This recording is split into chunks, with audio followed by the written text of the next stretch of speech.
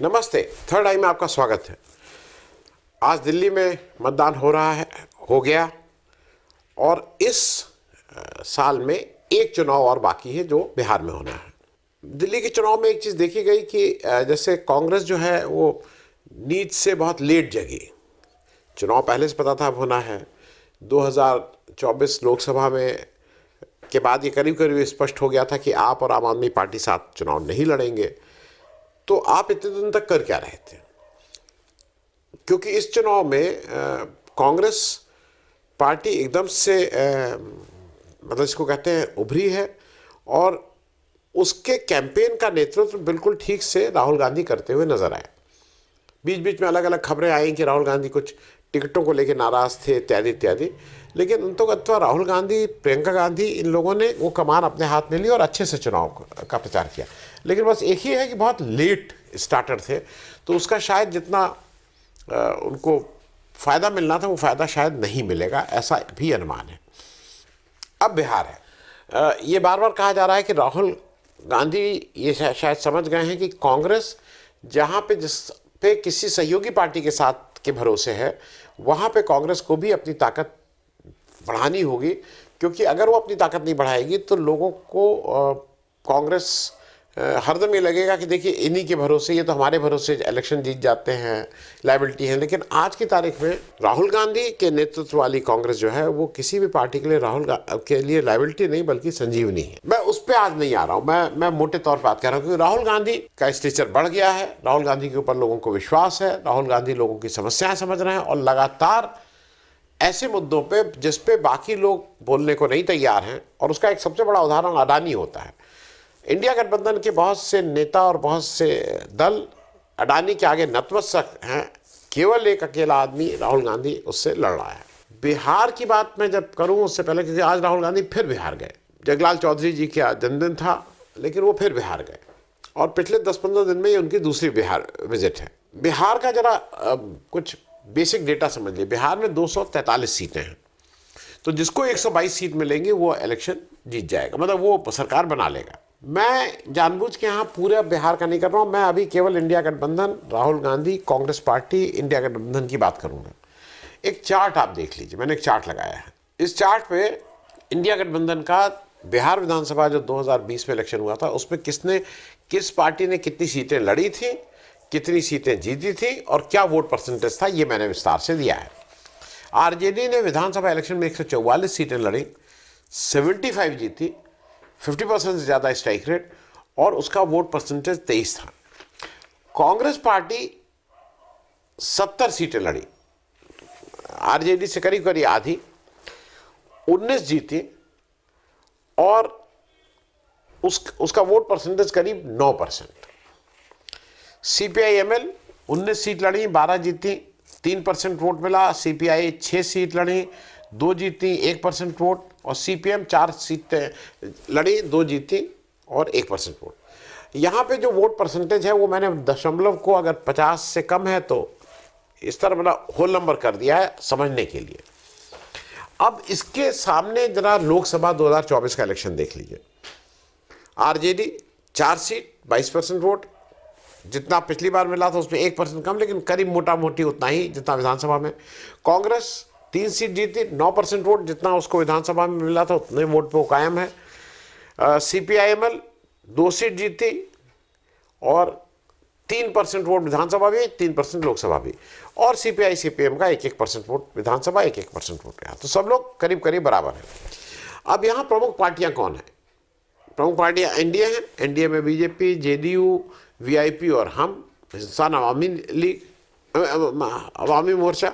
फिर आ जाइए ये जो गठबंधन इसको बोलते हैं, जो यूपीए था या गठबंधन कह लीजिए, उसकी 5 पार्टी मैंने आपको बताई थी।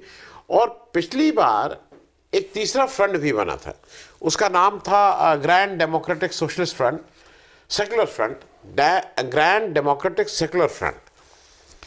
उसमें जो लोक समता पार्टी एक सबसे बड़ी भूमिका में थी, बीएसपी थे, समाजवादी जनता दल, लोकतांत्रिक थे, एआईएमआईएम थे, सुहेलदेव भारत समाज पार्टी थी और जनवादी पार्टी थी। ये 6 पार्टियों ने मिलके एक ग्रैंड अलायंस इसके तीसरी शक्ति बनाई थी। पिछला चुनाव में, इसलिए आपसे ये सब बता रहा हूँ, पिछला चुनाव 1 अक्टूबर 2020 में को अनाउंस हुआ था और 3 नवंबर को वोट पड़ गए थे, मतलब करीब 43 दिन की विंडो थी। इस बार भी सेम शेड्यूल रहेगा, कोई उसमें बहुत रद्दोबदल की वो नहीं है, 2-4 दिन हियर एंड देयर। लेकिन अगर हम लोग ये मानते हैं कि 1 अक्टूबर को चुनाव अनाउंस हो गए थे, तो अब से करीब 7 महीने बाद चुनाव हो जाएंगे। तो बिहार इस समय बहुत रडार पे है और बिहार इम्पॉर्टेंट है, क्योंकि जो हरियाणा में जिस तरह से हारे, जिस तरह से महाराष्ट्र में हारे, उस हार को कहीं ना कहीं भुलाना चाहते हैं राहुल गांधी। और उसके भुलाने के लिए सबसे बड़ी ज़रूरी चीज़ यह है कि वो स्टेट इलेक्शन भी जीते। अब राहुल गांधी के पक्ष में क्या क्या है, ये जरा समझने की हम लोग कोशिश करेंगे। देखिए, कांग्रेस पार्टी और राहुल गांधी को बिहार में नथिंग टू लूज है। वो जितना अच्छा करेंगे वो इंडिया गठबंधन के लिए करेंगे, क्योंकि वो कुछ भी कर लें, सीटें ज़्यादा लड़ेगी आरजेडी, एमएलए ज़्यादा बनेंगे आरजेडी के, और अगर आरजेडी कभी सरकार बनाने की स्थिति में आई तो उनके मुख्यमंत्री तो तेजस्वी यादव होंगे। वहाँ पे कोई इस तरह की गलतफहमी नहीं कि ये होगा या वो नहीं होगा। राहुल गांधी की जो अपनी ज़बरदस्त गुडविल है, उसकी वजह से अल्पसंख्यक और दलित और वंचित समाज का एक बड़ा वर्ग उनके साथ अट्रैक्ट हुआ है। मैं ये बात इसलिए कह रहा हूँ कि जरा एक चीज़ समझ लीजिए कि जो हिंदी स्टेट्स होती हैं, यूपी बिहार, इनमें कास्ट वाला मामला लोगों को रहता है। मतलब लोग कास्टिस्ट तो नहीं बोलेंगे, लेकिन जाति को मानने वाले लोग हैं, क्योंकि जब वोट डालते समय या पोस्टिंग के समय ये मैटर करता है। जो इसको कह रहा है कि नहीं मैटर करता है, वो मेरे ख्याल में झूठी बोल रहा है। मैं हिंदी भाषी क्षेत्रों के रेफरेंस में बात कह रहा हूँ। अब इनके पक्ष में, ये तो मैंने बता दिया, इनके पक्ष में क्या क्या है। पहला ये है कि नीतीश कुमार की इमेज बहुत ख़राब हो गई है। अब वो पलटू राम, पलटू चाचा, पलटू ये, no one realise on him. उनका इससे कितना नुकसान होगा ये देखने वाली बात होगी। लेकिन एक इतने साल से चला रहे हैं तो एक एंटी इनकम्बेंसी भी सेट इन कर रही है, लोगों की अपेक्षाएं बढ़ रही हैं और ऐसा लगता है सरकार डिलीवर नहीं कर पा रही है। बीजेपी जो अभी तक बिग ब्रदर का रोल वहाँ बिहार में करती आई है एनडीए में, वो फिर उस बिग ब्रदर में रहेगी। और बिग ब्रदर ऐसा है जो बाकी के से अपनी सीटें इधर खींच लेता है कि आप नहीं जीत पाए, इधर दे दीजिए। और एक और याद रखिए कि सुशील मोदी इस बार नहीं है, तो जो एक बफर काम करता था between Janata Dal you and BJP, वो व्यक्ति की आज की तारीख में नहीं है। एक और वहाँ एक्टर है जिसको आप इग्नोर नहीं कर सकते हैं, कितना इफेक्टिव हो गया देखने वाली बात है, वो है प्रशांत किशोर जी। प्रशांत किशोर जी का रोल जो आप सब देख रहे हैं कि वो किस रोल में है। अब वो नीतीश कुमार को कितना डैमेज करेंगे, क्योंकि ऐसा लगता है कि बीजेपी ने केवल उनको, नीतीश कुमार को डैमेज करने के लिए उनकी पीठ पे हाथ रख रखा है।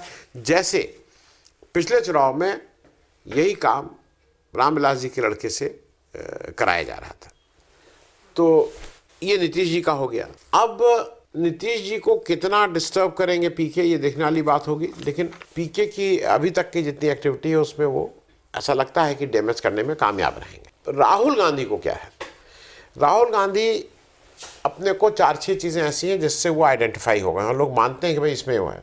पहली वो बात बार बार जब कहते हैं कि संविधान खतरे में है, ये 400 पार के का नारा लगा के इसलिए आए हैं क्योंकि ये चाहते हैं संविधान बदले, तो लोग इसका विश्वास करते हैं। और लोगों को एक खतरा ये है कि भैया आरक्षण ना खत्म हो जाए, तो इसलिए वो जो एक दलित और वंचित समाज है, वो मुझे ऐसा लगता है कि मेजॉरिटी नहीं कह रहा हूँ, लेकिन पहले अगर 100 में 4 वोट मिलते थे तो 100 में 4 का 15-20 वोट तो होंगे ही होंगे, 100 नहीं मिलेंगे। अब कांग्रेस का भी उस वंचित समुदाय ने बातचीत करनी शुरू कर, मतलब उनको भी जिसको कहते हैं ना नोटिस ले रहे हैं।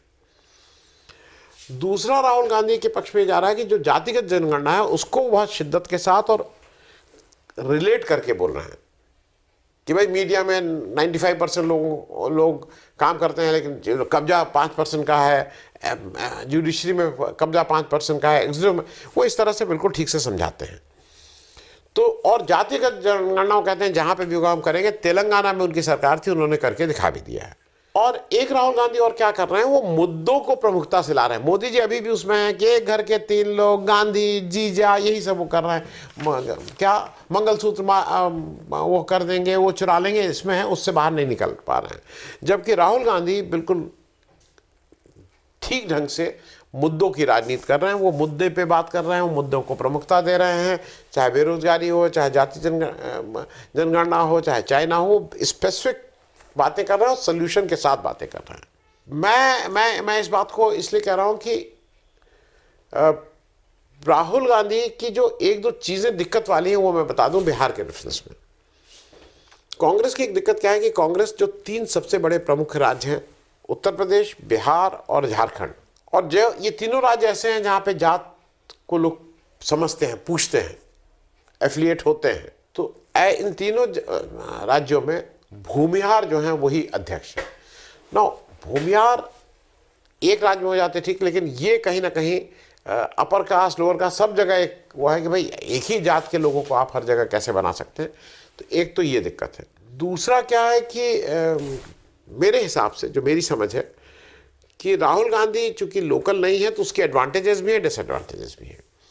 राहुल गांधी जिस तरह से संविधान बचाओ की रैलीज कर रहे हैं, लोगों के बीच जा रहे हैं, आज भी वो वहाँ एक पासी लीडर बहुत बड़े हुए हैं, जगलाल चौधरी साहब, उनकी उसमें गए, याद में गए, स्मृति सभा किए, मोमबत्ती जलाए, ये सब काम किए हैं। तो वो कहीं ना कहीं कोई ऐसा मौका नहीं छोड़ रहे हैं जहाँ पे ये हो कि वो डिस्टेंस है, वो अपने को माइनॉरिटी का विश्वास उनके ऊपर हो गया है, उसी तरह का विश्वास वो वंचित वर्ग में समझाना चाहते हैं, उस अलग को जगाना चाहते हैं कि भाई लोगों को इनके ऊपर विश्वास हो कि ये अगर आ जाएंगे तो हमारी बहुत सी इस तरह की डिमांड भी मान ली जाएगी।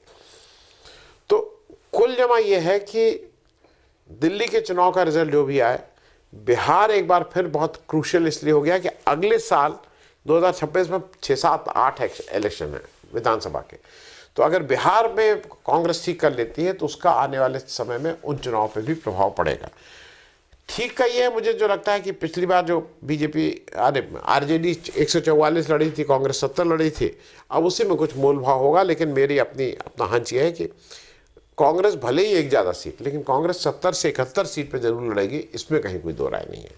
अब ये तो आने वाला वक्त ही बताएगा कि लालू जी जो अभी तक बहुत ही मैच्योर पॉलिटिशियन के रूप में उन्होंने अभी तक काम किया है, वो राहुल गांधी और बिहार और तेजस्वी इससे अपने को अलग रख पाते हैं, पार्टी को एक दिशा दे पाते हैं, ये देखने वाला होगा।